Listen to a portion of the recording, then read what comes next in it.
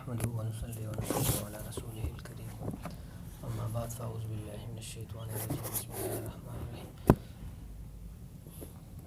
په قرآن مجید کې الله رب العالمین د مخکینی او وروستني ټول علوم جمع کړي دي. یعنی په قرآن مجید کې شاته چې څومره زمانې تېرې شوي دي، یعنی د انسانیت نه مخکې او را روان چې څومره حالات دي، نو هغه ټول الله پاک په کلام پاک کې ذکر کړي. او چونکې دا هدایت کتاب دی، د هدایت کتاب مطلب دا دی چې په دې کې به الله رب العالمین د را روانې زمانې د خلکو لپاره د سابقه حالاتو په هغې باندې چې کوم حالات په وخت کې راځي حالا او آینده حالات ټول به کې الله پاک ذکر کوي. نو قرآن کې الله رب العالمین دا درې واړه مضامین ذکر کړي دي، او په قرآن پاک کې الله رب العالمین دا درې واړه مضامین په 5 عنواناتو سره ذکر کړي دي. لومبنی عنوان هغه د الله رب العالمین دا دی چې انسانان هدایت قبول کړي، زما نعمتونو ته وګوري او هدایت قبول کړي. دویم عنوان د الله رب العالمین دا دی چې انسانان هغه د آخرت ورځ او د مرګ او جهنم او جنت ته وګوري او ما طرف ته متوجه شي، هدایت قبول کړي. دریم دا دی چې انسانان هغه چې کوم دی نو زما چې شاته امتونو سره کم یعنی کم هغې سره کوم معامله کړې ده او د هغې تذکره ما دي د په قرآن کې کړې ده، نو چې د هغه امتونو معامله وګوري او خپل دنیایي زندګۍ کې هم هغه حالات هغه چې کوم دی نو د هغه انبیاو د قصصو نه مستنبط کړي، په هغې باندې زندګي تېره کړي او د آینده زمانې سره متعلق هم په هغې باندې عمل وکړي. او څلورم دا چې دا ټول خپل عقیده سمه کړي، یعنی د دې د وجې الله پاک په قرآن کې د عقیدې سره متعلقه یهودیان، عیسایان، مشرکین، منافقین ذکر کړي چې د دې د عقایدو نه ځان وساتي، نو دې عقیده به ټیک شي. او پنځم الله رب العالمین دې له زندګۍ تېرولو لپاره احکامات ذکر کړي، نو چې دې د الله رب العالمین احکامات زده کړي، په هغې باندې عمل وکړي او خلکو ته یې ورسي. نو چې د قرآن مجید کې دا 5 علوم دي، په دغه 3 خبرې په دې 5 اندازونو سره الله پاک ذکر کړي. اوس د نن سبا زمانې حالات هغه مختلف قسمه یعنی زموږ نه مطالبه کوي. لومبنۍ مطالبه دا ده د دې زمانې چې اوس په دې زمانه کې د قرآن مجید چې کوم قصص دي، د هغه قصصو موږ ته څه خبرې متوجه دي. لومبنۍ مطالبه دا ده. دویمه مطالبه دا ده چې د دغه قصصو په ذریعه موږ د دې حالاتو نه څنګه ځان وباسو چې په کوم حالاتو کې امت مسلمه ګیر دی. ځکه قرآن خو د اولینو او اخرینو ټولو علوم مجموعه ده او د موږ د هدایت دپاره یو منبع ده. نو دې کې څه داسې موږ ذکر کړو، دې کې په کومه طریقه موږ دا وګورو چې الله رب العالمین د امت مسلمه دپاره د نجات لاره وښیي. ځکه د حالاتو نه بچاو، د حالاتو نه سختونو نه وتو لاره صرف قرآن او حدیث دي، او د هغې نه چې کوم علما او فقها او مجتهدینو صحابه کرامو کوم قواعد او فواید او ضوابط مستنبط کړي دي هغه دي. نو اوس او دریم نمبر مطالبه د قرآن په دې زمانه کې زموږ نه دا ده چې د انبیاو سره د امتونو کوم مخاطبه وه، کوم تکلم، نو زمونږ خپل علماو سره هغه شانتې دي او که نه د هغې نه بدل دی. د نیکانو خلکو تخاطب دی، کو درمیانو خلکو تخاطب دی، او کو د خرابو خلکو تخاطب دی. او علماو مدار د علماو زندگی هغه د انبیاو په شانتې ده او کو نه ده. ځکه علما ځان ته د انبیاو وارثان وایي، نو آیا د دې زندگی هغه شانتې ده که نه ده؟ او څلورمه خبره د قرآن په دې زمانه کې زموږ نه مطالبه دا ده چې په دې وخت کې امت مسلمه باندې کوم مصایب راغلي دي، کوم مشکلات راغلي دي. نو په شاته زمانو کې چې امت هغه هر پیغمبر په امت باندې کوم حالات راغلل، نو د هغې به کومه طریقه وه. نو اوس مونږ له په دې کې کومه طریقه اختیارولو پکار دي چې امت مسلمه د دې حالاتو نه وځي. ټیک ده. او پنځمه خبره دا ده چې الله پاک انسان او خاص کر مسلمان دا په ځمکه باندې د خپل احکاماتو د نفاذ دپاره او د خپل قانون د اجرا دپاره او د خلافت د قیام دپاره پیدا کړی. پوه اوس د الله رب العالمین دا مقصد دا مونږ د انبیاو په قصصو کې په کومه طریقه وګورو چې د الله احکامات په ځمکه باندې به طور قانون نافذ شي. کفري نظام، کفري قوانین، د مخلوق به جوړ شوي قوانین هغه ختم شي، د الله قانون، الله جوړ شوی نظام هغه رایج شي. وجه دا ده چې د مخلوق هغې ته نه د حال پته شته، نه د ماضي پته شته، نه د آینده زمانې پته شته. الله ته د حال هم پته ده، د ماضي هم پته ده، د آینده زمانې هم پته ده. او الله انسان جوړ کړی دی، الله کائنات جوړ کړی دي. نو الله د کائناتو په چلولو ښه پوهېږي، هغې لپاره چې هغه کوم نظام جوړ کړی دی هغه مضبوط دی. د دې مقابله کې د غیر جوړ شوی نظام هغه چې کوم دی نو هغې کې نقص دی. د دې وجې د الله جوړ شوی نظام هغه اپناول، په هغې باندې د الله رب العالمین دا په ځمکه د الله قانون نافذ کول، او د هغې لپاره چې خلافت راشده کوم نظام دی، چې کوم نظام نبي علیه السلام روړی او نافذ کړی، کوم نظام ابوبکر او عمر عثمان او علي رضوان الله تعالی علیهم اجمعین روړی، هم په هغه طریقه باندې دا نظام واپس راشي. لکه څنګه چې حدیث کې راځي چې زما امت بهترین امت دی. وجه د بهتروالي دا ده چې دی په ابتدا کې هم نبي دی او دی په انتها کې هم نبي دی. ابتدا کې نبي محمد علیه السلام دی او په انتها کې نبي عیسی علیه السلام. په ابتدا کې هم نبي نه پس خلافت دی، یعنی ابوبکر عمر عثمان او علي، او په هغې انتها کې هم هغه نه پس چې کوم دی د عیسی علیه السلام سره نبي دی، یعنی امام مهدي علیه الرضوان سره چې کوم دی نو عیسی علیه السلام دی. او د دې مهدي مرتبه هغه چې کوم دی نو د نورو انسانانو مقابله کې ډېره اوچته ده. او وجه د اوچتوالي دا ده چې دپسې به یو نبي لمونځ کوي. نبي اسلام فرمایي کیف انتم اذا نزل فیکم عیسی ابن مریم و امامکم منکم.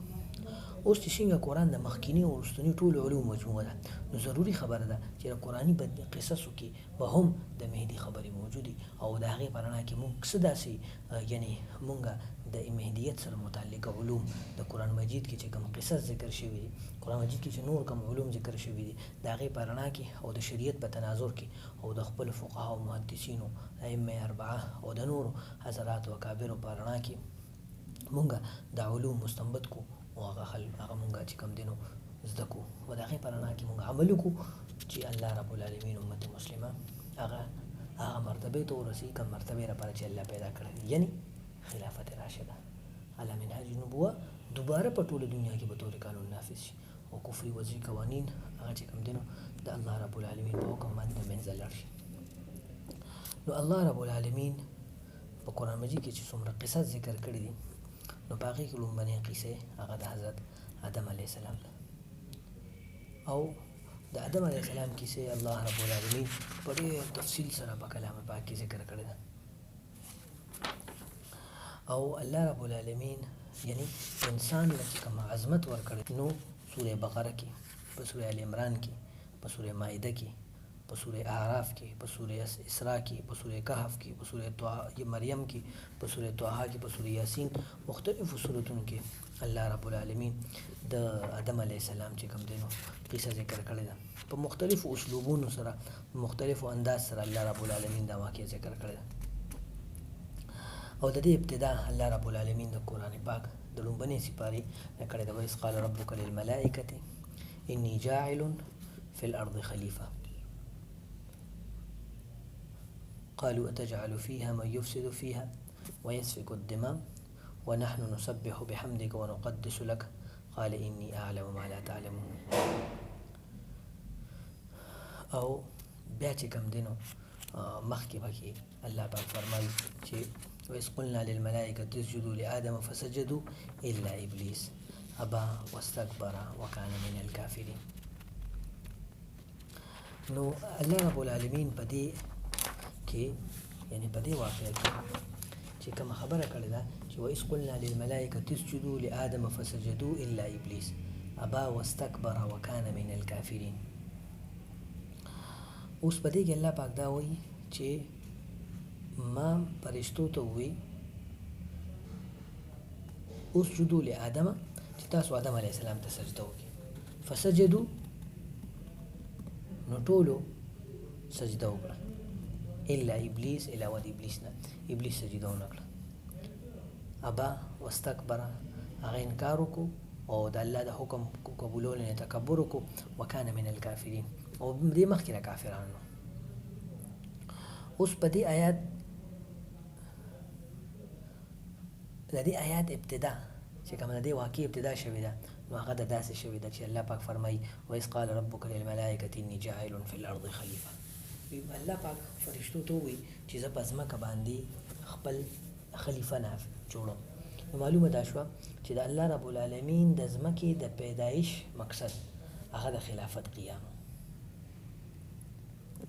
او د خلافت قیام دا چې د الله رب العالمین په ځمکه باندې د الله رب العالمین نظام نافذ شي. دا د الله رب العالمین مقصد و. یعنی انسان دا نائب دی، انسان دا نائب دی د الله رب العالمین په احکاماتو کې د دې وجه ته الله خلیفه وي. یعنی انسان اصل د الله رب د احکاماتو راتلل بل الله نه کیږي، د احکاماتو منبع هغه الله رب العالمین دی او د هغې نفاذ خلافت یعنی خلیفه هغه د الله رب العالمین خلیفه نائب دی. یعنی په تنفیذ د احکامو کې د الله رب العالمین طرف نه نائب دی. اوس په ځمکه کې خو نور خلک موجودو، په پیریان او شیطانان موجودو، نو فرشتو د خپل یعنی علم مطابق هغه وي چې قالوا وتجعل فيها من يفسد فيها ويسفك الدماء، چې دی خو په ځمکه کې ته داسې کس په ځمکه خلیفه جوړی چې هغه په ځمکه کې فساد خوري او هغه وینې تویي. ونحن نسبح بحمدک، او مونږ ستا چې کوم دی نو ستا د تعریف تسبیح بیانو او ستا زبرګي بیانو. قال الله پاک ورته اوس جواب وکړو چې اني اعلم ما لا تعلمون، زه په هغه څه پوهېږم چې په کومو خبرو تاسو نه پوهېږئ. الله پاک چې دا خبره وکړه چې زه په هغې پوهېږم چې په کومو تاسو نه پوهېږئ، نو په دې سره جواب وشو. بس فرشتې په دې قانع شوې، خو الله پاک په دې باندې اکتفا ونه کړه، بلکې ورته وضاحت سره نوره خبره وکړه چې وعلم آدم الاسماء کلها. الله رب العالمین د انساني شیزونو یا د انبیاو یا د انساني چې کوم دنیا کې مخلوقات دي د هغې مختلفو شیزونو نومونه آدم علیه السلام ته مخول، فرشتو ته مخول، بیا فرشتو ته ووایي ثم عرضهم على الملائکه فقال انبئوني باسماء هؤلاء. د دې شیزونو نومونو خبر مال راکړي، د دې جواب مال راکړي. نو انسان کې خو دغه صلاحیت د اخذ د زده کېدو او د خپل ضروري اشیاو چې کوم شیزونه دته ضرورت دی نو د هغې نومونه د زده کولی شو، فرشتو نه شو زده کولی. نو فرشتو ته وایي چې تاسو وایي دې صرف فساد کوي او دې نور څه نه شي کولی، نو ماته جواب راکړي ان کنتم صادقین. نو فرشتو ته د هغه خپلې خبرې جواب عملا وښو. نو دې نه دا معلومه شوه چې کله ستا یو کس خبره مني هم ستا تابع وي، بیا هم هغه ته یو خبره ته وکړي نو هغه په هغې نه پوهېږي، نو هغه له خو پکار دا دی چې ستا خبره ومني. خو د هغه له پکار دا دی مشر لپاره دا یو ادب دی خو چې ته به کشر ته د هغه خپلې خبرې څه ناڅه علت وښایې چې ته وښایې نو هغه بیا به هغه ومني. فرشتې اگر چې معصوم دي خو الله پاک او د الله حکم نه لا یعصون الله ما امرهم ويفعلون ما يؤمرون، خو بیا هم الله رب العالمین په دې کې د هغې لاج وساتو او مخلوق ته دا یو قاعده وښوله چې په هر شي کې به د عقل نه یعنی داسې عقل چې شریعت تابع وي، داسې عقل چې باید کې حکمت وي، د الله د حکم نه مستنبط وي، مستفاد وي، نو یې مطابق هغې ته خبره کول، هغې علت د هغې حکمت ذکر کول هغه چې کوم دی نو پکار دی. فرشتو جواب وکړ قالوا سبحانك لا علم لنا الا ما علمتنا انك انت العليم الحكيم، چې پاکي د تعالی را یعنی موږ چې کومه خبره کړې وه نو په هغه خبره کې موږ رښتونی نه یو، بلکې ستا لپاره پاکي ده، ستا خبرې رښتیا ده او موږ ته د هغه شي علم دی چې کوم تا موږ ته ښوولی دی، ځکه چې ته علیم او حکیم ذات یې، د دې نه علاوه موږ ته علم نشته. بیا آدم علیه السلام ته یې ووایي چې انبئهم باسمائهم، ته ولې خبر ورکړه. نو آدم علیه السلام اوس اول د فرښتو عجز ثابت کو او فرښتو ته د خپلې خبرې حکم، د خپلې خبرې چې کوم حکم وته کوم خبره وته الله ښودلې وه چې مثلا یعنی الله رب العالمین خو مشورې محتاج نه دی، الله رب العالمین خو ورا الورا ذات دی، خو دا یو یعنی په الله په کار کې هر قسم کار چې کوم دی نو الله رب العالمین د څه نه څه غرض دپاره کوي. نو ظاهرا زموږ د ناقص فهم مطابق دی چې غرض دا ممکنه ده والله اعلم چې یعنی مشر دی کشر سره مشوره کوي، ما تحت سره مشوره هغه چې کوم دی نو کول پکاري چې هغه د ذهن خبره هغه معلومه کړي. نو چونکې ځمکه کې د الله رب العالمین د احکاماتو د تنفیذ دپاره د الله علوم انسانانو ته ښودو دپاره ذریعه هغه فرشتې وي، نو دې وجې فرشتو دا ته یې دا خبره وکړه او د هغې مخکې د انسان هغه عظمت ښکاره کو او انسان هغه عظمت ښکاره کول هغې آدم علیه السلام ته وایي چې انبئهم باسمائهم. نو معلومه دا شوه چې بعض ځایونو کې د خپل علم اظهار هغه چې کوم دی نو تقوا مخالف نه دي، چې کله حکم وشي انبئهم باسمائهم دا خبره معلومه شوه.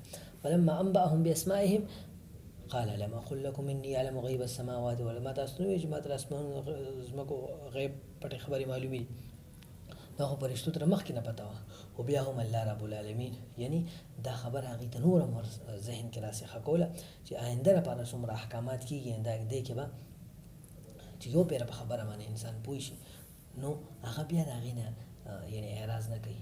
عقیده یې برابروله چې د ټول کائنات ابتدا کېده د هغې لپاره یعنی د ځمکې اسمانونو د ځمکې ابتدا کېده چې د کوم غرض لپاره الله ځمکه جوړه کړې وه یعنی د انسان، نو چې هغې باندې ځمکه راشي د دې وجې ابتدا یې د دې خبرې نه وکړه چې دا یو عقیده جوړه شي، ځکه چې فرشتو د انسانان خو به آینده لپاره معامله وکړه چې د هغه معاملې لپاره واعلم ما تبدون وما کنتم تکتمون. الله رب العالمین دې کې دا خبره وښوله چې تاسو کومې خبرې پټې ساتئ چې په ځمکه خلیفه څوک پکار دی، ځمکه خو جوړه شو دا چا جوړه کړه؟ الله په علم کې دغه منو هغې ستاسو راوښکله. نو معلومه دا شوه چې د فرشتو په ذهن کې څه ناڅه خبره وه د ځمکې متعلق د دې ځمکې بادشاه به څوک وي، د دې به مشر څوک وي. نو دې وجې الله رب العالمین راوښکله او فرشتو مطالبه وکړه چې د ستا تسبیح او تحلیل مقصد دی او ونحن نسبح او تسبیح او تحلیل مونږ ستا تحلیل او ستا تسبیح او ستا تقدیس مونږ کوو. نو مطلب دا دی چې مونږ لا د دې ځمکې بادشاهت پکار دی. فرشتو دا ونه وي خو اشاره النص سره دې نه دا معلومه شوه چې فرشتو دې مطالبه وکړه. پوه شوه خبره؟ نو دې نه دا معلومه شوه که چېرې یو ځای کې خلافت هغه موجود او یو کس اهلي نو هغه لا د خلافت مطالبه نه ده پکار، ځکه چې حدیث کې راځي چې کم کس ته یو شي مطالبه وکړي نو مونږ هغه له دا نه ورکوو. خو که د هغه نه اعلی کس هلته موجود نه وي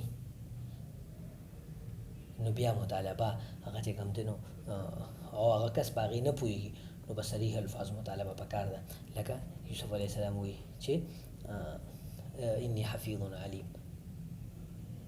اجعلني على خزائن الارض انی حفیظ علیم. او دویمه خبره دا معلومه شوه چې کو مثلا پته یې وته چې دا بهترین یعنی دغه دی په دې ما په کنایه اشاره باندې پوهېږي او صریح دغه پکې نه راځي نو بیا چې کوم دی نو هغه جایز ده. لکه فرشتو ته وایي چې ونحن نسبح بحمدک، یعنې ځمکه خو د تسبیح او تحلیل لپاره پیدا شوې ده او هغې باندې مونږ چې کوم دی نو ډېر ښه تسبیح او تحلیل کولی شو، لهذا مونږ له ځمکې خلافت پکار دی. نو الله ورته ووایي او ما تبدون او ما کنتم تکتمون. دا هم دا خبره معلومه شوه چې د دې زړه کې دا خبره پټه ساتله او الله پاک خو خبر راوښکل غوښتل، نو الله خو د مخکې نه عالم دی، عالم الغیب دی، خو دا خبر راوښکل هم یعنی شریعت په دایره کې په جایزه طریقه د خپل ماتحت خبر راوښکل چې د هغه د اړه خبره په خوله راشي نو دا خبره هم جایز دی. الله رب العالمین هغه چې کوم دی نو وکړه دا الله پاک د دې لپاره نه کوله، د دې لپاره یې کوله چې او بل دې نه دا معلومه شوه چې په خوش اسلوبۍ سره د یو حق مطالبه کول دا جایز دی،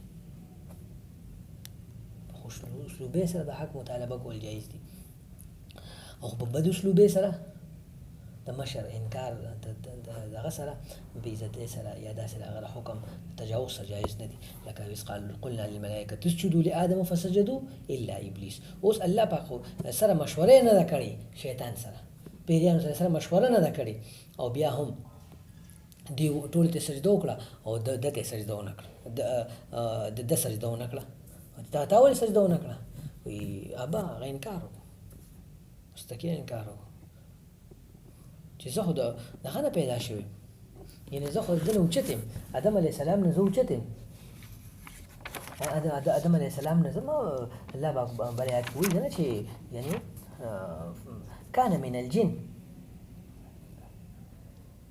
ظاهرا اگر چې دې حکم خو فرشتو د شو خو دې فرشتو سره اوسېدو لهذا دله پکار دا وه چې دې ته هم سجده وکړي، اگر چې دې د جناتو نه کان من الجن، خو بیا هم دې هغه امر د لاندې رالو، ده ته پته ولګه چې ما ته امر شوی دی.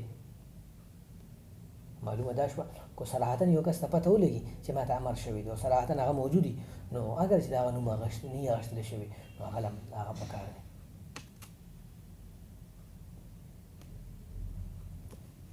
پوه شو خبره؟ نو دې وجې یعنې دا الله رب العالمین دا ووایي چې ابا واستکبر وکان من الکافرین. نو او الله ته دا پته وه چې دې خبره نه مني، الله رب العالمین ته دا پته وه چې دې خبره نه مني، خو بیا هم الله رب العالمین یعنی فرشتو ته پته و چې دې خبره مني، خو بیا هم ازمیښت کو، او د ده ته پته و چې دې به خبره نه مني، خو بیا هم د اظهار دپاره الله رب العالمین کوي. لکه څنګه چې الله پاک وایي چې وليعلمن الله الذین صدقوا وليعلمن الکاذبین. نو دلته د یعلم تشریح موږ څه کوو چې ظاهر کړي چې الله ته علم، الله د خو علم و، خو چې هغه علم یعنی د علم باندې علم چې کله ښکاره شي چې خلکو ته هم د خبره ښکاره شي د تنفیذ د احکامو دپاره علم سره هغه اظهار ضروري و، او الله رب العالمین وګڼو. لم یکن من الساجدین چې ده سجده نه کوله، وکان من الکافرین استکبر وکان من الکافرین. دې د مخکې نه چې کوم دی نو د خبره ټیک نه وه، د ده کار د مخکې نه ګډوډ و. لکه بل آیات کې دي چې وإذ قال ربك للملائكة إني خالق بشرا من صلصال من حميم مسنون فإذا سويته ونفخت فيه من روحي فقعوا له ساجدين فسجد الملائكة كلهم أجمعون. فرشتو په حکم کې خبره وکړه، خو هغه خبره هغه د دې لپاره نه وه، هغه د عدم علم د وجې وه، او د شیطان یعنی د هغې په لکې خو دا وه، خو د عدم علم د وجې وه چې موږ ته پته نه وه چې د دې ځمکې لپاره الله پاک د آدم علیه السلام پیدا کړي، او دا یې پیدا کړی د مقصد دا دی. د عدم علم د وجې وه، د دې له وجې نه خپل استحقاق نه ثابتو، او شیطان هغه د عدم علم د وجې نه وه، هغه خپل استحقاق ثابتو، د استحقاق د وجې هغه چې کوم دی نو انکار وکړو. نو مطلب د خبرې دا دی چې یعنی د لکه دی فسجد كلهم اجمعون چې ټولو فرشتو په یو ځای سجده وکړه، او دا په هغې دلالت و چې ټولو وکړه او په یو ځای وکړه. پوه شوه خبره؟ نو شیطان هغه چې کوم دی سجده نه کوله، قال من الجن ففسق انا من ربي. نو د دې وجې الله رب العالمین بیا بل آیات کې وایي چې دا بل آیات دی په سورې اعراف کې چې ما منعک الا تسجد اذ امرتک قال انا خیر منه خلقتني من نار وخلقته من طين. یعنی د مطالبه چې کومه ده الله سره مشوره نه وکړي، سره مشوره وکړه، هغې سره مشوره وکړه، نو هغې مطالبه مو نه کړه، او دا یې ووایي اشارتن داسې ووایي چې مونږ بهتر یو، یعنی ځکه چې خو دا بهتروالی هغې د خپل استحقاق دپاره نه کو، بلکې هغې د علم نه، او شیطان خو علم وته جهالت هم پکې، او د علم معلومه دا شوه چې علم جهالت دا بد نه دی، جهالت بد شي نه دی، خو چې کله هغه جهالت د عدم علم د وجې، چې کله جهالت د عدم علم د وجې بد نه دی، او کم جهالت چې د علم د وجې هغه بد دی. کم جهالت چې د علم د وجې راشي جهالت هغه بد دی. انا خیر منه خلقتني من نار وخلقته من طين. تا دې اور نه پیدا کړی، مور بهتر دی، دې خور نه پیدا کړی، تا چا وی چې اور بهتر دی او دا چې کم دی دا بهتر دی، خوره بهتره نه ده. نو معلومه دا شوه چې د الله رب العالمین یعنی د انسان د شیطان، او بیا الله پاک شیطان ته ان علیک اللعنه الی یوم الدین، او بیا د الله پاک د شیطان نه یعنی مطالبه وکړه چې مال دغه راکړه، مهلت راکړه. أرأيتك هذا الذي كرمت علي لئن أخرتني إلى يوم القيامة لأحتنكن ذريته إلا قليلا. شیطان دم پته چې بعض خلکو باندې زما خبره یعنی اثر نه کوي، بعض خلک به زما خبرې نه بچ کېږي. نو یعنی ګوره، او بیا الله پاک په خپله د ده نه تپوس وکړو، د شیطان نه تپوس وکړو چې تا سجده ولې ونه کړه؟ قال یا ابلیس ما منعک ان تسجد لما خلقت بیدی. چې کم کس ما په خپل قدرت سره پیدا کو، نو دا تا غرور د وجې سجده ونه کړه؟ استکبرت ام كنت من العالین. چې یا ته په خپل ستا خیال دا و چې زه اوچت یم، ام كنت من العالین، یا په خپل ستا خیال دا و چې زه اوچت یم. قال انا خیر منه، بالکل زما خیال دا چې زه اوچت یم، او دې چې کوم دی اوچت نه دی. نو مطلب دا شو چې د الله رب العالمین د انسانانو یعنی د پاره الله یعنی شیطان هغه مناظره کوله، الله رب العالمین سره مناظره کول غوښتل او شیطان مناظره نه کوله، شیطان مناظره کوله، فرشتو مناظره نه کوله.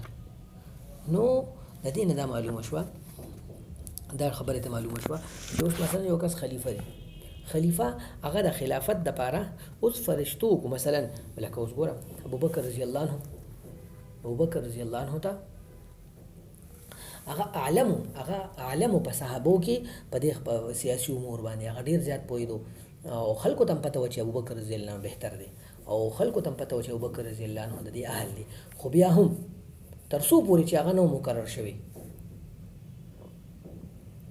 صحابو نو مقرر کړی، نو هغه د خپل حق مطالبه نه، هغه خپل دعوه نه کوله. معلومه ده چې مشري دا چې تا ته څوک درکې نو البته چې کوم دی نو ته غواړې ته تر هغې مشر جوړ شوې، چې تا څو پورې تاله ته درکړې نه ده نو تاله د هغې مطالبه هغه چې کوم دی نو یعنی داسې مطالبه چې هغه صریح وي او ستا بل مقابل موجود وي، دا جایز نه دی. وجه ابوبکر رضی الله عنه هغه چې کوم دی نو مطالبه ونه کړه. چې کله سقیفې بني ساعدې ته عمر رضی الله عنه ځان سره ولاړو، ابو عبیده بن جراح رضی الله عنه او انصار وی چې منا امیر و منکم امیر، چې یو امیر به زمونږ یو امیر به تاسو نه. نو ابو بکر رضی الله عنه وی چې نه الائمه من قریش، چې امام به قریش نه، نو لهدا دین دا معلومه کی چې ابو بکر رضی الله مطالبه وکړه چې قریش نه وي او سره قریش نه، لهدا زما به ته کې نه دا یو نه وي، بلکې دا وی چې مونږ کې به یو کس په خپل لاس به ته کې او ابو عبیده بن جراح رضی الله عنه مخکې کو. ابو عبیده بن جراح رضی الله عنه کمزوري و،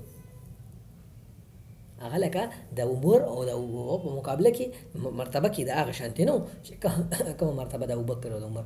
معلومه ده شو ابن حجر رحمت الله فرمایي د دې لاندې چې اعلم با کو عالم وي چې یاره زه نه کوم دا اهل دی، نو هغه دا جایز دی. لکه څنګه چې فرشتو خو ځان اعلم ګڼو، خو چې د هغې نه اعلم ورته ووایي چې نه تاسو نه، نو دې وجې فرشتو بیا سر ښکته کړو. دې وجې همدغه رنګې ابوبکر رضی الله عنه او عمر رضی الله عنه هغه وایي چې نه مونږ کې ته موجود یې، نو ستا نه بغیر څه نشو کولی، نو دې وجې هغه په لاس باندې بیعت شو، د ابوبکر رضی الله په لاس باندې بیعت شو. نو دغه رنګې د بدې زمانې مطابق، د دې زمانې مطابق هم یعنی د خلافت د انعقاد دپاره باقاعده مجلس ضروري دی. لکه څنګه چې سقیفې بني ساعده شو، نو دغه رنګې د امام مهدي راتګ هم چونکې خلافت دی او خلافت د اهل سنت د نظریه مطابق هغه واجب علی الخلق دی، واجب علی الله نه دی، واجب علی الخلق دی. الله به نه مقرری، مخلوق به مقرری، د هغې لپاره مشر دی نو هغې به مقرری. لکه څنګه چې دې آیات کې الله د هغې مشر جوړو انسان، نو انسان هغې ته یې وایي تاسو سجده وکړئ، تاسو د دې مشر ومنئ. نو دغه رنګې لکه څنګه چې ابوبکر رضی الله عنه مشر جوړ شو د صحابو په مشوره، نو دغه رنګې مهدي به هم د خپلو ملګرو د هغې زمانې د خلکو په مشوره به هغه چې کوم دی نو د اهل حل او عقد په مشوره به هغه چې کوم دی نو مهدي وي، یعنی خلیفه به وي. دا نه چې د الله طرف نه به راځي، دا نظریه هغه بالکل مناسب نه ده چې دا به د الله طرف نه راځي، لکه چې کومه د روافضو ده او د بعضو نورو خلکو ده چې مهدي به الله راولي. نه، مهدي به مخلوق راولي. لکه څنګه چې ابوبکر رضی الله عنه هغه صحابه راوستو، لکه عمر رضی الله عنه هغه صحابه نه عمر رضی الله ابوبکر رضی الله مقرر کو، او عثمان رضی الله عنه هغه چې کوم دی نو بیا د امت لپاره اصل شي شورا وګرځېده، یعنی اصل شي د امت لپاره هغه شورا وګرځېده. شورا دا ده چې کم اهل حل او عقد داسې خلک چې خلک هغه مني او کې هر حق هر کس هغه چې کم دی نو یعنی امت هغه کې هغه سره د امت څخه افراد موجود وي او هغه مقتدا وي، نو د هغه په لاس باندې چا بیعت کړی وي، د هغه په لاس باندې څه کسان وي، څه ملګري موجود وي او منونکي وي، یعنی شخص اهل حل او عقد نه وي، نو هغه لکه څنګه چې عمر رضی الله عنه هغه و صحابه کرام ابو عبیده بن جراح، دغه عبدالرحمن بن عوف او دغه رنګ چې کوم دی نو علي رضی الله عنه، عثمان رضی الله عنه، طلحه رضی الله عنه، زبیر رضی الله عنه، سعید بن زید رضی الله عنه او سعد بن ابي وقاص رضی الله عنه، وو کسان مقرر کړل. او هغې کې وایي چې تاسو بس په چا باندې دغه شوې نو هغه ته به حقي. نو بیا عمر رضی الله او عبدالرحمن بن عوف رضی الله عنه هغه وی سعد بن ابي وقاص رضی الله عنه خپل حق پرېښودو او طلحه رضی الله عنه خپل حق پرېښودو او زبیر رضی الله عنه خپل حق ته یو کس په باره کې پرېښودو نو پاتې څلور شو. ابو عبیده بن جراح رضی الله عنه وی زم خپل حق درې کسان پاتې شو، وی زم خپل حق پرېږدم. نو لہذا پاتې شو درې کسان، یو سعید ابن زید، یو عثمان رضی الله عنه او یو علی رضی الله عنه. سعید ابن زید باره کې عمر رضی الله عنه دې باندې مشر کوي ځکه چې دا زما د خور خاوند دی، د فاطمه هغه چې کوم دی نو خاوند، نو فاطمه رضی الله عنها عمر رضی الله عنه خور وه، هغې خاوند دی، د دې وجې دې باندې مشر کوي. نو ابوبکر او عثمان او علی رضی الله عنه په باره کې پاتې شو، دې دواړو حضراتو کې پاتې شو. نو هغې نه هم باید واغوستو تاسو کې کم اعلمي نو تاسو زما مال اختیار راکړئ، تاسو کم عالمي او د خلکو کم په چا باندې اتفاقي نو زه هغه کس مشر کوم. نو هغې دواړو په دې شرط باندې هغه له هغه ورکړو. پوه شو خبره؟ نو دې نه دا معلومه شوه چې د مهدي راتګ هغه چې کوم دی نو د الله د طرف نه دی بلکې هغه په مخلوق باندې هغه چې کوم دی نو لازم دی. خو حالات برابرولو والا الله، حالات الله برابري. لکه څنګه چې نبی کریم صلی الله علیه وسلم وفات شو نو علی ابوبکر رضی الله عنه معلومه ده چې یو خلیفہ موجود نو بل خلیفہ باندې کو خلک متفقه منو هغه به منعقد نه او یا داسې خلک چې هغې ته اختیار نشته او هغه ورله هغې خلیفہ مقرر کو نو هغه خلافت منعقد نه. او درېیمه ده چې حالات برابر نه، حالات برابر نه نو هغه به باقاعده خلیفه نه تر څو پورې چې حالات برابر. لکه مهدي باره کې راځي چې کله ټولې دنیا حالات خراب شي او لکه مسلم شریف روایت دی چې حالات خراب شي عراق باندې پابندي ولګي، شام باندې پابندي ولګي، بیا به خلیفه راځي. یا بل آیت کې دی سوره اسراء کې دی چې وقلنا لعبادي لبني اسرائیل اسكنوا الارض فاذا جاء وعد الاخره جئنا بكم لفيفا. چې کله بني اسرائیل د ټوله ځمکې نه دلته راجمع شي د عیسی علیه السلام د وعدې په وخت، عیسی علیه السلام د نزول په وخت، نو تاسو هغه ټایم کې د عیسی علیه السلام د نزول وخت لهدا تاسو ملته لاړ شئ. لکه بخاري روایت دی چې تاسو به څنګه دغې چې او هر ګټې او کاڼې شاته یو یهودي چې تاسو نه پناه غواړي پناه به غواړي او ګټه او لوټه به تاته وایي چې مسلمان راشه د یهودي قتل کړه.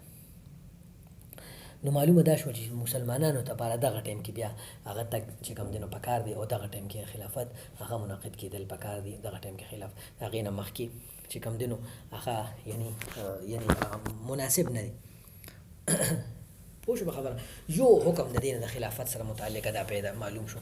دویمه مسله دې نه دا معلومه شوه د دې آیتونو نه چې کله یو کار کېږي نو الله رب العالمین هغه په مزه کوي. تدریج چې څنګه تدریج الله په احکامو کې کوي نو دغه رنګې تدریج الله په تکوینیاتو کې هم کوي. تدریج سټپ بای سټپ آهسته آهسته یو کار څنګه الله دا په احکامو کې کوي. شراب یا الله علاوه چې دا ښه نه دي، بیا یې وایي چې دې کې نقصان هم دی اوس پیدا هم ده، بیا یې وایي چې یاره دا تاسو پرېږدئ مانځه ټایم کې مسکې، بیا الله پاک اخر کې وایي چې انما الخمر والمیسر والانصاب والازلام رجس. نو دغه رنګ الله پاک په څنګه په احکامو کې تدریج کوي نو دغه رنګ الله پاک په تکوینیاتو کې په تکویني امورو کې په هغې کې هم تدریج کوي. یعنی الله پاک ډایرکټ فرشتو ته ویلی شو چې سجده وکړي خو الله پاک ورته ډایرکټ ونه وي بلکې اول یې ورسره مشوره وکړه. د هغې دغه خبره چې کوم دی نو راووته نحن نسبح بحمدک. بیا یې چې کوم دی نو هغې ته ووایي چې نه زه پوهېږم تاسو نه پوهېږئ. بیا یې هغې ته خپله غلطي وښوله چې تاسو چې کوم اجتهادي لغزش د فرشتو هغه چې کوم دی نو آدم علیه السلام کې صفت علم الله هغه ته ورکړی دی. پوه شو په خبره؟ د کائنات مختلف علوم هغه زده کولی شي، د کائنات هغه چلولی شي. نو هغه ته دا خبره هغه ته دا حواله کړه، نو فرشتو ته دا خبره وښوله. بیا د آدم علیه السلام فوقیت ښکاره کړو، هغې نه پسې بیا هغې ته سجده وکړه، د سجدې حکم یې وکړو. نو معلومه دا شوه چې تکویني امورو کې الله پاک تدریج کوي. تکوینی امور کې هم الله پاک تدریج نه کارلی. داسې نه چې تکوینی امور به درست سره کېږي لکه څنګه چې ځمکه الله په اوو ورځو کې پیدا کړه، په کن فیکون طاقت کن فیکون سره پیدا کولی شوه. خو تأني تدریج تدرج په احکاماتو کې چې څنګه کوي نو دغه رنګې په تکوینیاتو کې هم الله رب العالمین هغه چې کوم دی نو تدریج کوي. بل د شیطان ځمکې ته الله راکوز کو، آدم علیه السلام ځمکې ته الله راکوز کو. ولې؟ نو په کار چې ابتدا کې بس ځمکې پیدا کړو نه، د هر شي لپاره الله پاک یو ترتیب برابري، د هر شي لپاره الله پاک یو اندازه مقرري، د هر شي لپاره الله پاک حالات برابري، دغه حالاتو مطابق الله پاک هغه کار کوي. نو آدم علیه السلام الله په اسمان کې پیدا کو، څنګه چې سجدې لپاره الله زمینه برابر کړه، نو دغه رنګ د الله رب العالمین آدم علیه السلام ځمکې ته راکوز کو، نو د ځمکې د راکوزول لپاره هم او د شیطان د ځمکې ته راکوزول لپاره هم د جنت ته خو راوشړو او ځمکې ته راونه شړو، ځمکې ته راشړولو لپاره الله رب العالمین زمینه برابر کړه او هغې لپاره دا و چې هغې برابر و. نو دغه رنګې مشهوره واقع ده چې الله پاک شیطان بیا راوکړو. نو او دنیا کې د احکاماتو د اجرا دپاره او د انسان او د شیطان د مقابلې دپاره یو باعث پکار او د شیطان مکر خودو دپاره یو ترتیب پکار. الله رب العالمین د احکاماتو یو جلک په دنیا کې انسان ته وخو، په جنت کې الله پاک انسان ته یعنی آدم علیه السلام ته وخو چې لا تأکل هذه الشجرة فتكون من الظالمین وغیره. نو د دې معلومه دا شوه چې دا یعنی د دنیا ته راوستو دپاره هم تدریج الله رب العالمین وکړو او په هغه تدریجي انداز کې الله رب العالمین یعنی دنیا ته هغه چې کوم دی نو آدم علیه السلام هغه راکوز کو. نو معلومه دا شوه چې تدریج هغه په هر څه کې ضروري دی. دغه رنګې الله رب العالمین د خلفای راشدینو په کار کې او مخکې د خلکو ته وښي چې په احد کې نبي علیه السلام د مرګ هغه جټکۍ وله ورکړه او صحابو په خوله باندې الله پاک دا خو نبي اسلام وفات شو، انک وما محمد الا رسول انک میت و انهم میتون افإن مات وقتل انقلبتم على اعقابكم ومن ينقلب على عقبيه فلن يضر الله شيئا. او بیا چې کم دینو باقاعده چې کله نبی علیه السلام وفات شو نو همدغه آیت ابوبکر رضی الله عنه نو د خلافت ته راوستو دپاره هم الله رب العالمین چې کم دینو یعنی باقاعده تدریجي انداز اختیاري د خلافت راوستو دپاره چې ابوبکر د خلافت مقرر راوستو، ابوبکر اول عمر رضی الله عنه اول نبی کریم صلی الله علیه وسلم وفات شو او بیا د هغې د انعقاد دپاره باقاعده محل پکار و. نو محل هغه سقیفه بني سعیده هغه انصارو برابر کړه او عمر رضی الله عنه ابوبکر رضی الله عنه ته وویل بیا هغه برابر لاړل او هلته چې کوم دی نو خلافت د قیام دپاره ترتیب چې کوم ما تا ته مخکې ذکر کو نو هغه شانتې وشو. نو دغه رنګې د مهدي لپاره هم په دې زمانه کې د مهدي لپاره هم اچانک پنه کېږي لکه څنګه چې قرآن کې الله پاک په دې واقعه کې تدریج وښو، دوه تدریج الله پاک وښول. د ابوبکر رضی الله عنه خلافت دپاره الله تدریج وښو، د عثمان رضی الله عنه خلافت هغه باقاعده تدریجي انداز سره وشو، د علي رضی الله عنه خلافت هغه باقاعده تدریجي انداز سره وشو. نو دغه رنګې د مهدي خلافت په باقاعده تدریجي انداز سره کېږي. لکه حدیث کې راځي چې یکون اختلاف عند موت خلیفه، چې د یو خلیفه د مرګ په وخت کې به اختلاف راشي، د یو خلیفه د مرګ په وخت کې به اختلاف راشي. او په بل حدیث کې راځي چې یعنی یقتتل عند کنزکم ثلاثه، ستاسو په خزانه باندې به درې کسان جګړه وکړي ثم لا يصير الى واحد منهم، او دا درې کسان به كلهم ابن خلیفه، دا به د یو بادشاه زامني د یو خاندان کسان به ثم لا يصير الى واحد منهم، بیا به دا خزانه دی کې یو ته ملو نشي. نو اول به بادشاه مړ شي، د بادشاه د مرګ نه پس به اختلاف جوړ شي او اختلاف به دریو کسانو جوړ شي او هغه دریو کسانو کې به یو کس هم خلافت ملو نشي. دا یو خبره دا شو. بل خبره حدیث کې راځي چې یو بل روایت دی چې اذا مات الخامس فالحرج الحرج، چې کله پنځم بادشاه مړ شي نو خونریزي به جوړ شي، او چې کله بیا اووم بادشاه مړ شي د هغې نه پس به دغه راځي مهدي راځي.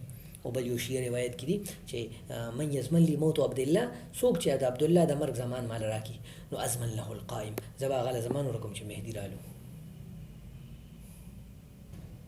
او بل روایت کې دي چې اذا ثابت علیکم عبدالله، شاه عبدالله چې کوم دین په 2015 کې مړ دی او د هغه مرګ نه پس اختلاف جوړ شو، د شاه سلمان په باچا جوړ شو، نه پس په خاندان کې اختلاف دریو باچایانو یعنی محمد بن سلمان، محمد بن نایف او مطیب بن عبدالله او بیا پکې وروسته احمد بن عبدالعزیز راغی، نو دا اختلاف جوړ شو.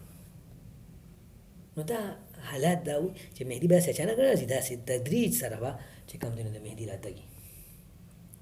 او بل روایت کې دي چې اذا ثابت علیکم الترک، عمار رضی الله عنه ارشاد دی چې اذن ثابت علیکم الترک ومات خلیفتکم الذي یجمع الاموال، او هغه خلیفه مرشي چې کوم خلیفه مال جمع کوي، هغه خلیفه مرشي نو فیخلع بعد ويستخلف بعده ضعیف، او دا غنه پس یو ضعیف کمزور بادشاہ چې هغه حکومت باندې کنټرول نه، هغه بادشاہ هغه نه خلیفه شي. نو بیا با او فیخلع بعد سنتين من بیعتی، هغه بیعت نه پس به چې کله بادشاہ مقرر شي دوه کاله پس به هغه نه اختیارات واغشتي شي. نو دا به علامت دی چې مهدي را روان دی. علامت المهدي اذا ثابت عليكم الترك. ضعیف روایت دی، خو بهرحال دغه یکون اختلاف عند موت خلیفه، دغه روایت صحیح دی. نو دې معنی چې اذا یکون اختلاف براشي دا ټول حالات پکې رالل. بیا به فیهرب رجل من اهل المدینه هاربا الى مکه، یو کس به د مدینې والکی هغه مکې ته وتښتي. نو فیأتیه ناس من اهل المکه، مکې څخه خلک به د پسې راشي، فیخرجونه وهو کاره، دی به راوباسي په زوره، نه به خو اراده نه. نو د په لاس باندې به بیعت وکړي، فیبایعونه وهو کاره. او بل نور روایت کې راځي چې مختلف قسمه حالات به جوړ شي، مختلف قسمه فتنې به خوري شي، زمینی فتنې، زمانی فتنې، دغه رنګ چې کوم د نور مختلف قسمه حالات به جوړ شي، لس قسمه فتنې به خوري شي. او لکه د اسرائیل قیام دا په حدیث کې راځي، جئنا بكم لفیفا، چې ټولې دنیا یهودیان ته الله به کوي موږ تاسو دلته اسرائیل کې راوځي کو. عیسی علیه السلام نه مخکې ټوله دنیا کې 2000 کاله وشو، 2000 کاله وشو دومره یهودیان نور راجمع شوي دلته چې اوس چې نه راجمع شوي. پرونبي ځل په تاریخ کې دومره یهودیان راجمع شو. جوهیمان واقعه چې په حرم شریف په یو کس حمله وکړي، تاسو په افغانستان به حمله وشي، بیا به عیسایان او مسلمانان یو ځای شي او روسیان به ختم کړي. حدیث کې دا راغلی دی. بل دی چې په عراق باندې به جنګ وشي، او هغه کې به تاسو فارس سره خلاف جنگ کوي، او دغه شان صدام هغه فارس خلاف د ایران خلاف جنگ وکړو. بیا به چې کوم دینو په عراق په خوراک پابندي ولګي، په عراق پابندي ولګي په 1990 کې. بیا به چې کوم دینو په چې کوم دی بیا به د یو کس به راشي او هغه به د عیسایانو صلیب او د هغې مادي طاقت په مات کړي، لکه اسامه بن لادن هغه ورلډ ټریډ سنټر وغورځو. او بیا به چې کوم دی نو په شام پابندي ولګي، بیا به شام پابندي ولګي، او بیا دغه. نو معلومه ده چې تدریج سره به کار کېږي، داسې نه چې په یو درس کې به مهدي راشي، دا په تدریج سره کېږي. لکه څنګه چې د آیات نه یعنې موږ ته معلومه شوه چې دا کار به یعنی د آدم علیه السلام چې څنګه دنیا ته راتګو په تدریج سره، دغه رنګې د مهدي راتګ به هم دنیا سره په تدریج سره وي. داسې نه چې په تدریج به نه وي، بلکې د هر څه خبرې به په تدریج سره وي. نو په دنیا کارونو کې اصل شي یعنی څنګه چې په شرعي امورو کې اصل تدریج دی، نو دغه رنګې په تکویني امورو کې هم اصل چې کوم دی نو هغه تدریج دی. بل په دې واقعه کې د پسې د نوح علیه السلام بنیادی واقعه ده. نوح علیه السلام په دې واقعه کې دا بنیادی یعنی زما په خیال دا بنیادی هغه څنګه چې آدم علیه السلام مخالفینو، نو دغه رنګې د مهدي به مخالفیني. څنګه چې آدم علیه السلام ته وسوسه واچولې شوه، نو دغه رنګې د مهدي په زمانه کې به هم نیکانو خلکو ته وسوسه راځي. لکه څنګه چې حدیث کې راځي چې ان شیطان یجري مجرى الدم، نو په مهدي په زمانه کې به دجال سره به قسم طاقتونه، بلکې دا هغه کې راځي چې سليمان علیه السلام سره چې کوم شیطانان بن کړي دي، هغه شیطانان هم د سره به چې کوم دینو دجال سره خو ایمان والله هغه نقصان نشي ورکولې. لکه څنګه چې شاید آیتون کې وایي کنه چې ایمان والا باندې با د یعنی ایمان والا باندې با د شیطان هغه اثر هغه کار یعنی عمل هغه کار نه کوي. ایمان والا باندې به د شیطان هغه کار نه کوي، بلکې په دغه باندې به کار کوي چې کم کسان د شیطان خبره مني، نو په هغه باندې به کار کوي. عمل به د شیطانانو اثر به په هغه خلکو باندې کار کوي چې کم دینو به هغه وي سوی وته مخالفت کوي. بل واقع چې کومه ده په قرآن مجید کې، نو هغه د ابراهیم علیه السلام سره متعلق ده. زم دا ډېری که نه نور ووایو وبوایو. ښه، دویمه واقعه چې کومه ده که نه، نو هغه اهمه واقعه هغه د حضرت ابراهیم علیه السلام ده. پوه شو په خبره؟ ابراهیم علیه السلام هم د الله رب العالمین یو ډېر لوی اولو العزم پیغمبر و، او د ابراهیم علیه السلام واقعه هغه هم په بېشماره صورتونو کې یعنی الله رب العالمین ذکر کړې ده. او د ابراهیم علیه السلام یعنی دا ده چې څنګه د ابراهیم علیه السلام پیدایش مونږ وګورو. یعنی د ابراهیم علیه السلام پیدایش هغه دا و چې دغه ته یعنی ابراهیم علیه السلام ته په زمانه کې نمرود بادشاه و. نمرود هغه د خپلو کاهنانو راهبانو دا ووی چې په آخري زمانه دا په دې زمانه کې یو کس راتلونکی دی او د هغه په ذریعه به ستا بادشاهت ختمیږي. پوه شو په خبره؟ نو د ورپسې چې کومه د ابراهیم علیه السلام د نمرود هغه دا ووی چې نمرود ته خپلو کسانو دا ووی چې بهی داسې یو کس پیدا کېدو والا دی او هغه به داسې کوي ستا بادشاهت به ختموي. نو هغه په خلکو پابندي ولګوي ستاسو ښځو سره نه میلاویږي. معلومه دا شوه چې لکه دا ډېر تعلیم او دا ډېر مال دا د عقل او دا ډېره غټه عهده دا د عقل باعث نه دی چې دکې به خامخا عقل وي. چې الله یو شی پیدا کوي نو به پیدا کېږي. همدا خبره د مهدي په باره کې راځي چې مهدي چې کوم دی نو هغه به یعنی د هغه د خاندان کسان د هغه یعنی د هغې زمانې بادشاه به مهدي او د هغه د خاندان کسان هغه جیل ته کړي او بعض ملګري به په زهرو باندې مړه کړي او اشارې نه معلومیږي چې مهدي باندې یو اټیک وکړي د زهرو او الله به دې هغه بچ کړي. نو دا الله پاک یعنی چې یو کس پیدا کولو غواړي لکه څنګه موسی علیه السلام الله پیدا کولو نو خلکو ته خو اندازه لګي د مخکې نه لګل الله دشمنانو ته اندازه ولګېده چې بهی ابراهیم علیه السلام پیدا کېدو والا دی خو الله رب العالمین هغه پیدا کو الله رب العالمین هغه لوی کو. اوس په خبره او بیا هغه چې کوم دی نو لومبنۍ واقعه دغه وکړه چې پلار یې بوتان جوړول ورته وایي چې ما هذه التماثيل التي انتم لها عاکفون قالوا وجدنا آباءنا لها عابدین. معلومه دا شوه چې کوس یو خبره هغه د عقل مخالف ده د سنت مخالف ده د قرآن او د حدیث مخالف ده. څنګه چې ابراهیم علیه السلام مخالفت وکړو نو موږ هم په دې خبره کې مخالفت پکار دی لکه څنګه چې د مهدي په باره کې دا خبره چې مهدي ته به ځانه معلوم نه او مهدي ته به خلکو ته معلوم نه. ابراهیم علیه السلام په باره کې نمرود ته پته وه د مخکې نه پابندي ولګوله او مهدي ته به ځان معلوم نه او خلکو ته معلوم نه. ولې نو چې څنګه ابراهیم علیه السلام دغه بوتان مات کړل نو دغه رنګې موږ هم د غلطې عقیدې دا بوت ماتول پکار دي.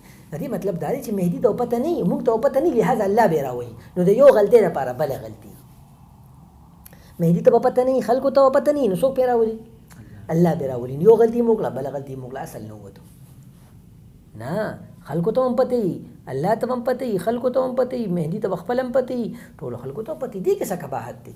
ابراهیم علیه السلام باره کې ټولو خلکو ته پته وه بادشاه ته هم پته نو دا بوت دا ماتول پکار دی.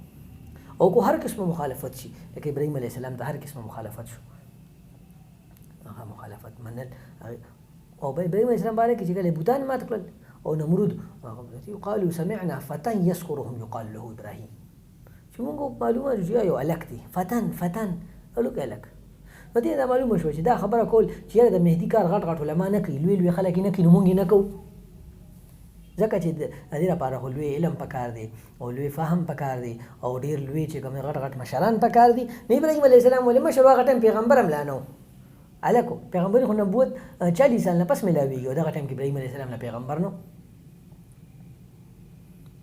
او بل ابراهیم علیه السلام ته بیا پلار وایي چې له ارجم اور نه راووتو نو کو د اور هم پرېوتلي اور ته نو اور ته وردانګل پکار دی خو غلط عقیدې نه اپنول پکار لکه ابراهیم علیه السلام بوتان یې مات کړل اور ته وردانګل نو مخالفت پر راځي اور مخالفت اور مقابله کولی د مهدي په زمانه کې خو هغې ته یعنی هغې ته ځان ټینګول دا د صحیح عقیدې بنیاد دی.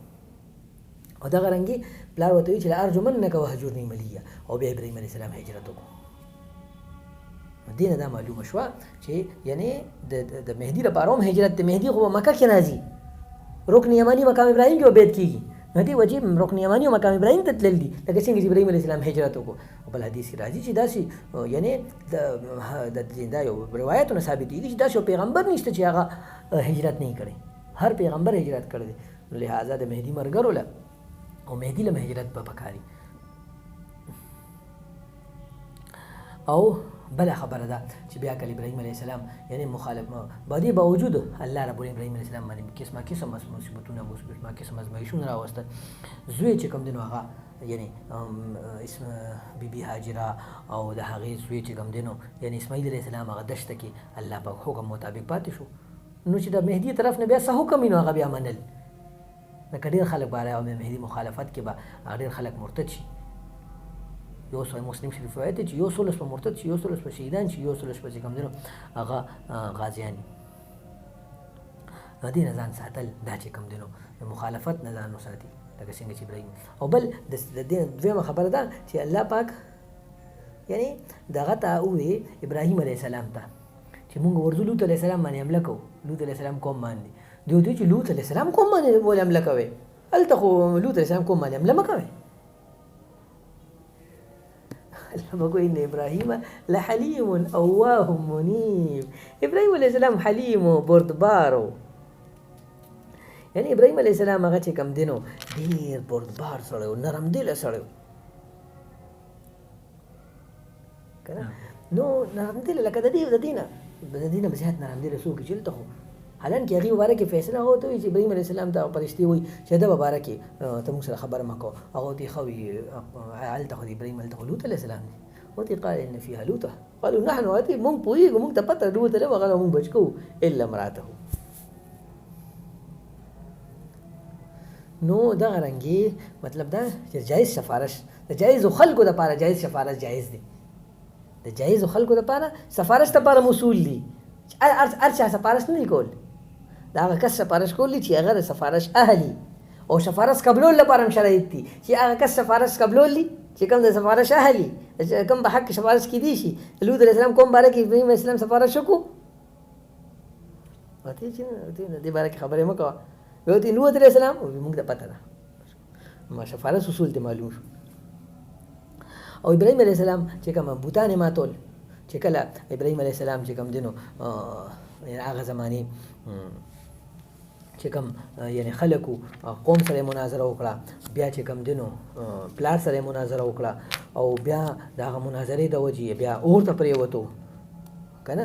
نو دغه رنګې الله پاک ابراهیم علیه السلام ته د اسمانونو د ځمکو ټول اهم علوم ښوولي او ټولو کې لوی علم هغه توحید دی. نو د توحید علم هغه په تدریج سره فلما جن عليه الليل رأى كوكبا قال هذا ربي فلما فل قال لا أحب الآفلين. دا ستاسو دا رب دی. دا خو خلک خبره چې کله هغه ډوب شو ډارېږي نه چې خود تاسو ټول مشرکین یا کافران یې ملحدین یې نه صبر وکړه دا رب دی. اوس به د معلوماتو شي دغه رنګې فلما رأى القمر بازغا فلما رأى الشمس بازغة چې کله د هغې د استدلال طریقه د هغې د انداز مطابق یعنی د خلکو د انداز مطابق. نو دعوت د مهدیت دعوت چې ورکې نو په هغې کې هم د خلکو انداز وګوره. تا خو دا واقع ویله که نه چې دا علامت پوره شي نو هغه علامت خو پوره شو که نه. نو اوس څه وی دا علامت غواړې ښه ټیک شه هغه هم پوره شو نو اوس څه وی دا علامت غواړې هغه هم پوره شو نو اوس څه وی. تدریج سره علامات پوره کېدل دعوت د مهدیت کار کې بیا د انصار دپاره دا دعوت دی د هغه لپاره دا دعوت دی چې هغې کې یعنی داسې نه چې زبردستی کول چا باندې او دغه ته یعنی چاته چې کوم دی نو مخالفت کول چا نه په داسې انداز سره دعوت چلول چې څوک یعنی د هغه څنګه ابراهیم علیه السلام وچلو داسې. او چې هجرت کې نو ځان سره وسایل بوله ابراهیم علیه السلام هغه چې کوم دی نو یعنی هغه ځان سره وسایل ویستل، ښځې ځان سره بوتله، ارواری ځان سره بوتلو. مهدي له ځې ځان سره بس ملګري بوځه، ځان سره کسان بوځه، ځان سره متعلقین بوځه، افراد پوره که. او بل غټه واقعه د ابراهیم اسلام په هغه کې چې انه کان صدیقا نبی مختلف ځین کې الله د صدیق وي یعنی دا یو مرتبه ده چې دا د ابراهیم علیه السلام یعنی د صدیق دا مبالغه ده په صدق کې یعنی هغه کس چې هغه نفسانی کیفیت د شهید نه اوچت دی په انبیاو کې څنګه چې په عام خلکو کې مرتبه ده نو دغه رنګ په انبیاو کې مراتب دي یو پکې لویه مرتبه د صدیق ده نو د هغه انبیاو د مرتبې سړی دی چې کم دی نو صدیق دی نو د مهدي انصار علم دا پکار دی چې هغه به شهیدان تیاری په دې زمانه کې مهنت سره څوک نبی نشي کېدی ختم نبوت سره کې ټول امت چې کم دی نو هغه به یعنی دا ټول امت د دین مهنت ضروری دی خو د مراتب الله په کلو ساتلی یو کس په خپل مهنت نبی نشي کېدی خو کار نبوت الله په کلو ساتلی نو دغه رنګي ابراهیم علیه السلام چې کم دی هغه کان امتن ابراهیم السلام یوازې امته دغه رنګ د مهدي انصارو لپاره دا چې د مهدي انصار هم هغه په یوازې ټول کارونه کوي چې څومره کارونه امت په یو کس په ټول امتي او امت لپاره دا ډېر علم ډېر تعلیم نه بس چې د عقیده توحید عقیده د رسالت عقیده د بعث بعد الموت دا ضروري او تیاری نو بیا چې کم دی نو هغه ضروري